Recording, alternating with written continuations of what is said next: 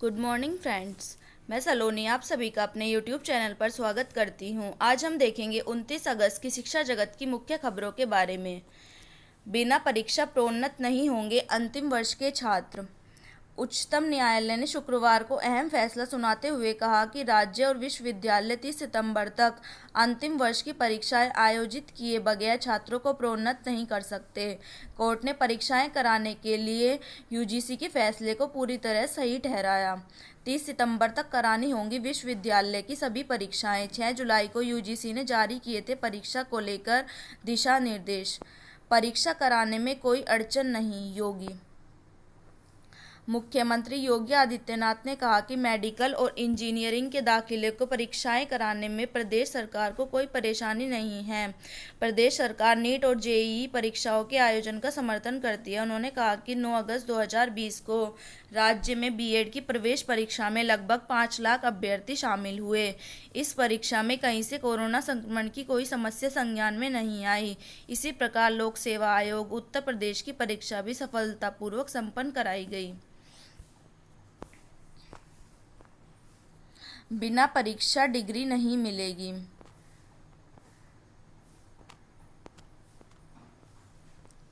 पूरा करें भारतीय सेना का अपना सपना। 600 से ज़्यादा भर्तियों की अधिसूचना जारी। नवंबर व दिसंबर में होगी सीडीएस सीएपीएफ की लिखित परीक्षा। वेतन नहीं मिलने से निजी शिक्षक परेशान, नौकरी पर भी बना संकट। किसी के घर में राशन नहीं, कोई जमा नहीं कर पा रहा है बच्चों की फीस। ई लर्निंग को बढ़ावा देने पर जोर। 2035 तक उच्च शिक्षा में नामांकन का लक्ष्य 50% निशंक। केंद्रीय शिक्षा मंत्री रमेश पोखरियाल निशंक ने कहा कि सरकार ने 2035 तक उच्च शिक्षा में सकल नामांकन दर का लक्ष्य 50% रखा है। मान्यता पर निर्णय नहीं, छात्रों का भविष्य दांव पर। मंजूरी के बाद 767 स्कूलों को मान्यता का इंतजार। यूपी बोर्ड की ओर से स्कूलों की मान्यता पर निर्णय नहीं होने से हजारों छात्रों का भविष्य दांव पर लगा है। बोर्ड की ओर से मंजूरी के बाद स्कूलों की मान्यता की फाइल शासन के पास लंबित होने से परेशानी बढ़ी है। कांग्रेस ने नीट और जेईई परीक्षा टालने की उठाई मांग। प्रदर्शन। भाजपा छात्रों के साथ कर रही खिलवाड़, मेधावियों का सुरक्षित रहना जरूरी। नंदी ने यूपी बोर्ड के टॉपरों को किया सम्मानित। सूबे के कैबिनेट मंत्री नंद गोपाल गुप्ता नंदी ने शुक्रवार को यूपी बोर्ड 10वीं व 12वीं कक्षा में अव्वल रहे छात्र छात्राओं को उनके घर जाकर सम्मानित किया। स्नातक के लिए 66,000 से अधिक आवेदन। ईवीवी एवं संगठक कॉलेजों में प्रवेश के लिए शुक्रवार को कुल 2,37,533 अभ्यर्थियों ने रजिस्ट्रेशन करवाए। 99% छात्रों को पहली पसंद के परीक्षा केंद्र मिलेंगे। आईआईटी ने छात्रों को भरोसा दिलाया कि जेईई एडवांस्ड में 99% छात्रों को उनकी पहली पसंद के परीक्षा केंद्र मिलेंगे। सुप्रीम कोर्ट ने राज्यों में अल्पसंख्यकों की पहचान के लिए केंद्र से मांगा जवाब। 99% छात्रों को पहली पसंद के परीक्षा केंद्र मिलेंगे। वेतन नहीं मिलने से निजी शिक्षक परेशान, नौकरी पर भी बना संकट। ये हम पहले बता चुके हैं। 2 घंटे की परीक्षा में परीक्षार्थियों को देने होंगे महज 4 सवालों के जवाब। परीक्षाएं सितंबर के दूसरे सप्ताह में। इलाहाबाद केंद्रीय विश्वविद्यालय भी सुप्रीम कोर्ट के फैसले के बाद अंतिम वर्ष की परीक्षा कराने की तैयारी में जुट गया है। उम्मीद जताई जा रही है कि सितंबर के दूसरे सप्ताह में परीक्षाएं आयोजित कराई जाएं। ईवीवी की परीक्षाएं सितंबर के दूसरे सप्ताह से संभावित। 1 सप्ताह में सेमेस्टर और 22 दिनों में पूरी होगी वार्षिक परीक्षाएं। सुप्रीम कोर्ट से परीक्षाओं के आयोजन को हरी झंडी मिलने के बाद ईवीवी में भी अंतिम वर्ष एवं अंतिम सेमेस्टर की परीक्षाएं कराने की तैयारी शुरू हो गई है। परीक्षाएं सितंबर के दूसरे सप्ताह से कराने की योजना है। हॉस्टल के लिए छात्रों ने शुरू किया आमरण अनशन। नीट जेईई छात्रों की परीक्षा, नेताओं की सियासत। 6 राज्य पहुंची सुप्रीम कोर्ट तो 12 ने किया परीक्षा का समर्थन।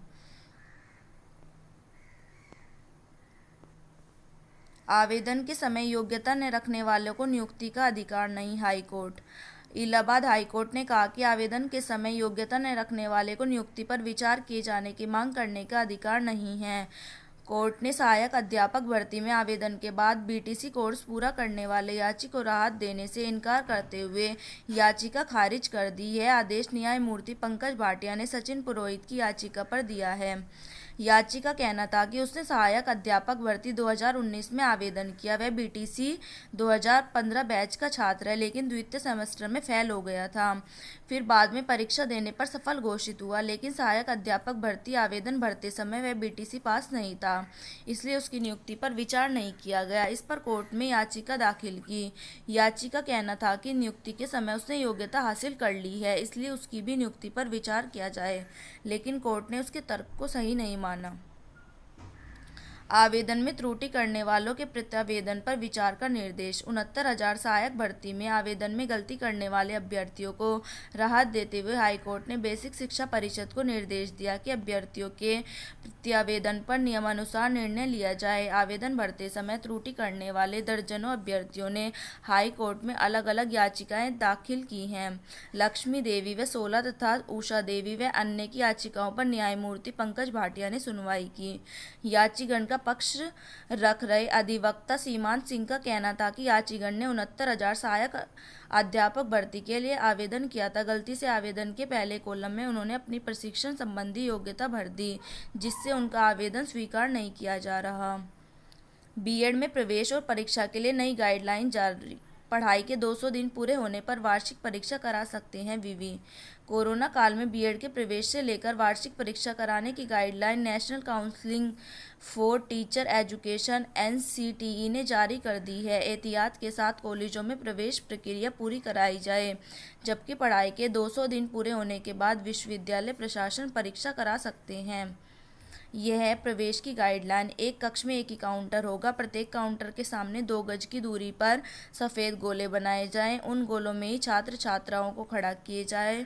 ऐसे में मास्क का उपयोग करना जरूरी है। टोकन से छात्र छात्राओं को प्रवेश दिया जाए। प्रवेश के दौरान उनकी थर्मल स्क्रीनिंग हो। शौचालय पेयजल वाले स्थानों को सैनिटाइज किया जाए। काउंसलिंग के दौरान दस्तावेज सत्यापन के स्थान सैनिटाइज किए जाएं। कॉलेजों में कर्मचारियों की रोटेशन में ड्यूटी लगाई जाए। तो ये थी आज की शिक्षा जगत की मुख्य खबरें। शिक्षा जगत की मुख्य खबरों से जुड़ने के लिए मेरे चैनल को सब्सक्राइब करना न भूलें। धन्यवाद।